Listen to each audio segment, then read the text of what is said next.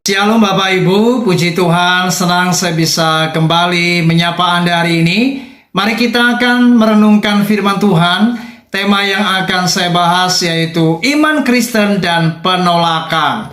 Saudara, berbicara tentang ditolak, siapa di antara kita yang tidak pernah ditolak?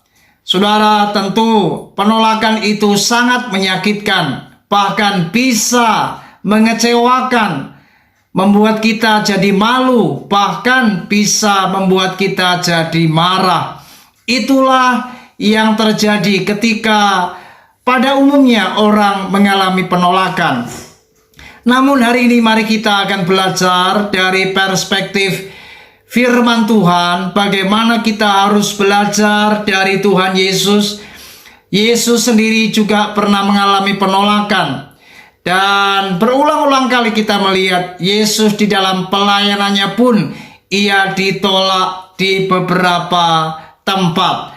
Nah, mari kita lihat Lukas pasal yang ke-9 ayat 52 sampai 53. Dan ia mengirim beberapa utusan mendahului dia. Mereka itu pergi lalu masuk ke suatu desa orang Samaria untuk mempersiapkan segala sesuatunya baginya.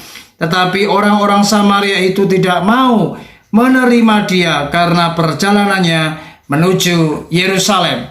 Saudara, dalam konteks ini Yesus mengutus beberapa utusan ke suatu desa orang Samaria. Namun rupanya mereka tidak menerima Yesus. Orang Samaria ini menolak Yesus karena mereka tahu Yesus hendak menuju Yerusalem. Saudara, bukan menjadi rahasia lagi. Orang Samaria itu tidak suka kepada orang Israel.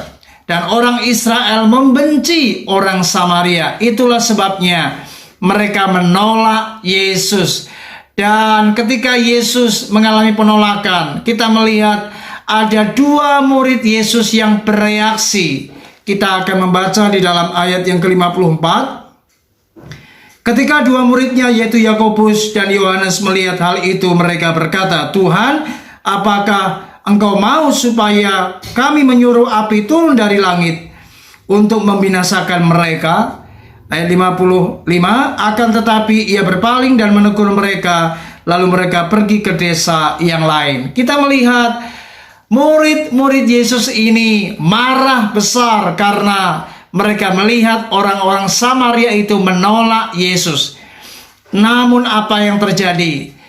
Yesus menegur kedua murid ini dan mereka kemudian diajak Yesus untuk pergi ke desa yang lain. Saudara, kekristenan memang tidak luput dari apa yang namanya penolakan. Namun kita sebagai anak-anak Tuhan, justru ketika kita mengalami penolakan, reaksi kita itu jauh lebih penting dari apa yang terjadi pada hidup kita. Oleh sebab itu, mari ketika kita mengalami penolakan, ada dua hal yang perlu kita lakukan. Yang pertama, jika kita ditolak karena adanya kesalahan atau kekurangan kita, maka kita harus mengevaluasi diri dan memperbaiki diri kita. Tetapi jika kita melakukan apa yang benar dan kita melakukan apa yang baik, kemudian kita ditolak, kita kemudian diumpat, dicaci maki dan lain sebagainya, maka kita tidak perlu kecewa atau marah atau bahkan tersinggung.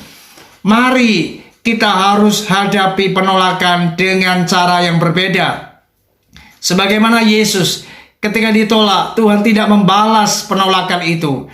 Tuhan mengasihi orang-orang yang menolak dia. Dan itu sebabnya mari kita, ketika kita mengalami penolakan, tetaplah bersukacita, lakukan tindakan yang baik, tetaplah mengasihi mereka. Dan jika perlu, mari kita doakan orang-orang yang berbuat jahat kepada kita atau menolak kita. Ingat, kebenaran tetap kebenaran. Lakukanlah kebenaran dan lakukanlah kasih. Itulah kekristenan. Karena kekristenan tidak pernah mengajar kita untuk membalas orang-orang yang berbuat jahat kepada kita. Kristen selalu mengajar apa yang namanya kasih. Tuhan Yesus memberkati kita. Shalom.